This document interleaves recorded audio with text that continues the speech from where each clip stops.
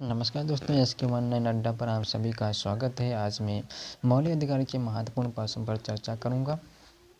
प्रश्न नंबर 1 है, मौलिक अधिकार संविधान के किस भाग में है? भाग 3 अनुच्छेद 12 से 35 तक। भाग 3 अनुच्छेद 12 से 35 तक है। मौलिक अधिकार संविधान के किस भाग में है? ये बहुत ही महत्वपूर्ण प्रश्न उत्तर है। बहुत ही महत्वपूर्ण प्रश्न उत्तर है जो भाग 3 और अनुच्छेद 12 से 35 तक है। प्रश्न नंबर 2 है, मौलिक अधिकारों की संख्या कितनी है? उत्तर है 6। मौलिक अधिकारों की संख्या कितनी है? तो उत्तर है 6 है। प्रश्न नंबर 3, प्रारंभ में मौलिक अधिकारों की संख्या कितनी थी? उत्तर 7 है। उत्तर 7 है। प्रारंभ में मौलिक अधिकारों की संख्या कितनी थी? तो 7 थी।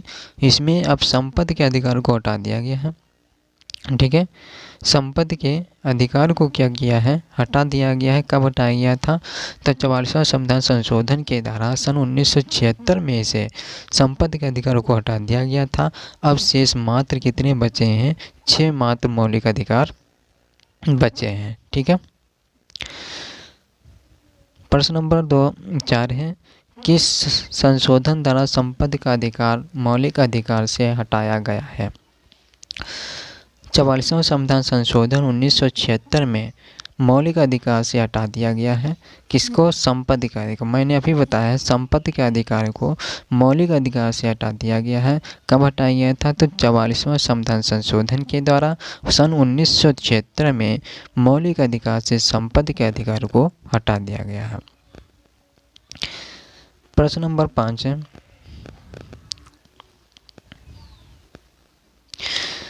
प्रश्न नंबर 5 है, अब संपत्ति का अधिकार किस प्रकार का अधिकार है? उत्तर है वैधानिक अधिकार है। अब संपत्ति का अधिकार किस प्रकार अधिकार है? तो वैधानिक अधिकार है। प्रश्न नंबर 6 है, मौलिक अधिकारों का विचार भारत ने कहाँ से लिया है? उत्तर है अमेरिका के संविधान से। जो मौलिक अधिकार लिए गए थे, जो अमेरिका के संविधान से लिए गए थे। कहाँ से लिए गए थे? अमेरिका के संविधान से मौलिक अधिकार लिए गए थे। ये प्रश्न बहुत ही महत्वपूर्ण है। मौलिक अधिकार का विचार भारत ने कहाँ से लिया था? तो अमेरिका के संविधान से लिया था। ठीक है। प्रश्न नंबर 7 है, मौलिक अधिकारों किसको प्रदान किए गए हैं? तो मौलिक अधिकार किसको प्रदान किए गए हैं? तो उत्तर है नागरिकों को, और कुछ अधिकार गैर नागरिकों को भी मौलिक अधिकार प्राप्त किए गए हैं या प्रदान किए गए हैं। ठीक है। प्रश्न नंबर 8 है, अनुच्छेद 12 किससे संबंधित है? अनुच्छेद 12 किससे संबंधित है? उत्तर है राज्य की परिभाषा से अनुच्छेद 12 संबंधित है। राज्य की परिभाषा से अनुच्छेद 12 संबंधित है। प्रश्न नंबर 9 है, अनुच्छेद 13 किससे संबंधित है? अनुच्छेद 13 किससे संबंधित है? उत्तर है विधियों की असंगतता और मौलिक अधिकारों की श्रेष्ठता से अनुच्छेद 13 संबंधित है। ठीक है, इससे विधियों की असंगतता और मौलिक अधिकारों की श्रेष्ठता से अनुच्छेद 13 संबंधित है। प्रश्न नंबर 10 है, मौलिक अधिकारों का संरक्षण कौन करता है? उत्तर है न्यायपालिका के द्वारा मौलिक अधिकारों का संरक्षण करता है। ठीक है, तो मौलिक अधिकारों का संरक्षण कौन करता है? तो न्यायपालिका द्वारा मौलिक अधिकारों का संरक्षण करता है। उत्तर न्यायपालिका है। भाग 2, भाग 2 समानता का अधिकार अनुच्छेद 14 से 18 तक। ठीक है, भाग 2 में समानता अधिकार किस भाग में है? तो भाग 2 में है। समानता का अधिकार किस भाग में है? तो भाग 2 में है।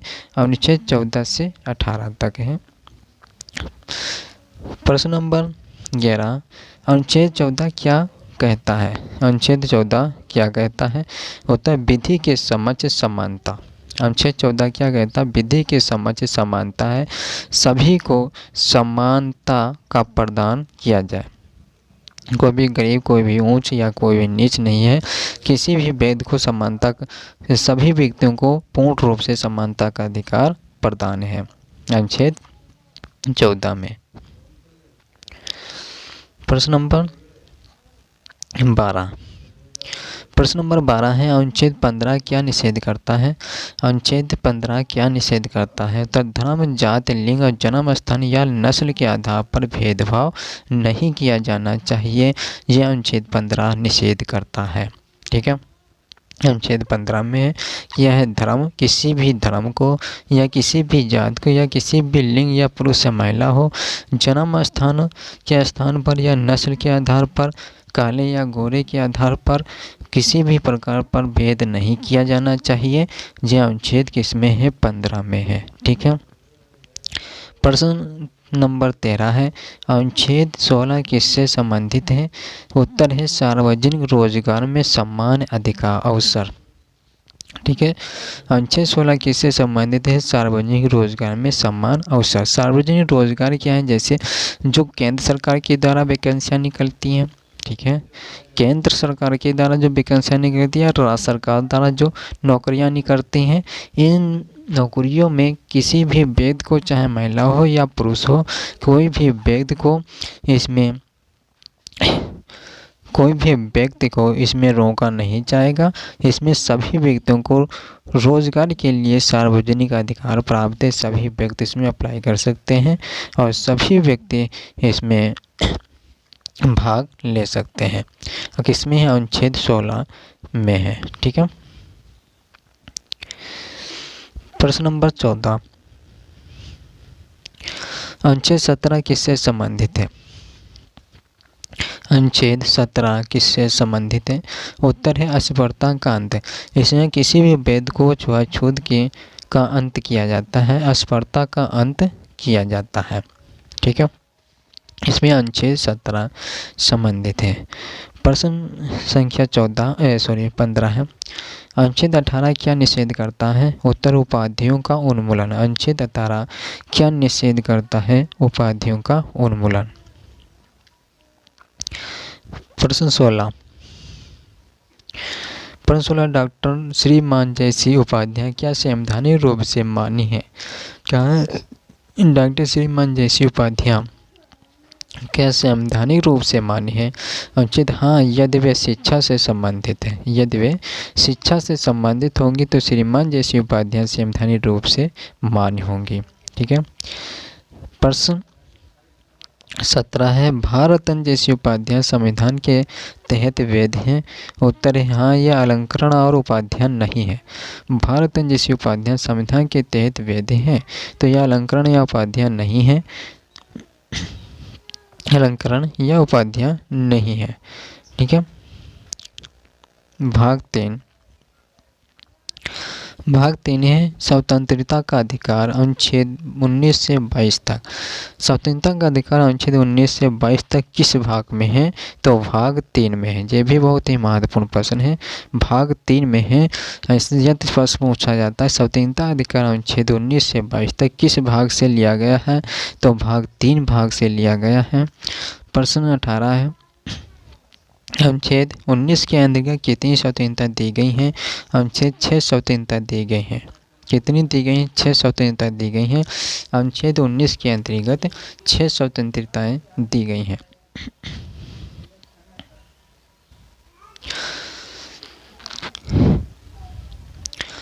प्रश्न 19 है, बोलने का और अभिव्यक्ति की स्वतंत्रता किस अनुच्छेद में है? अनुच्छेद 19A में है। बोलने और अभिव्यक्ति की स्वतंत्रता अनुच्छेद 19A में लिया गया है। प्रश्न है, भारत में प्रेस की स्वतंत्रता कहाँ से आती है? अनुच्छेद 19A से।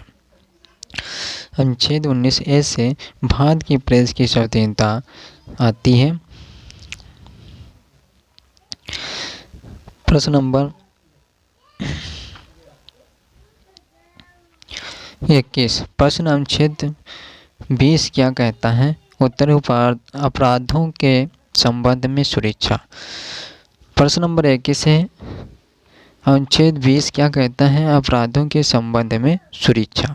अपराधों के संबंध में सुरक्षा। प्रश्न अनुच्छेद 21 क्या प्रदान करता है? जीवन और व्यक्तिगत स्वतंत्रता का अधिकार। अनुच्छेद 21 क्या प्रदान करता है? जीवन और व्यक्तिगत स्वतंत्रता का अधिकार को प्रदान करता है। कौन? अनुच्छेद 21। ठीक है, प्रश्न नंबर 23 है, प्रश्न नंबर 23 है, अनुच्छेद 21 अधिकार से संबंधित है। उत्तर है शिक्षा का अधिकार। 6 से 14 वर्ष तक पूर्ण रूप से शिक्षा का अधिकार दिया गया है। ठीक है, अनुच्छेद 21 अधिकार से संबंधित है, शिक्षा अधिकार से संबंधित है। 6 से 14 वर्ष तक के बालकों को पूर्ण रूप से शिक्षा प्रदान की जाए। ठीक है, अनुच्छेद 24 प्रश्न 22 क्या प्रदान करता है? उत्तर है गिरफ्तारी और निरोध के मामलों में सुरक्षा। अनुच्छेद 22 क्या प्रदान करता है? गिरफ्तारी और निरोध मामलों में उसकी सुरक्षा प्रदान की जाएगी। ठीक है, आज इतना है। यदि मेरा वीडियो अच्छा लगे तो लाइक करना, सब्सक्राइब करना, और फिर अगले वीडियो में आपको फिर मिलेंगे और बताएंगे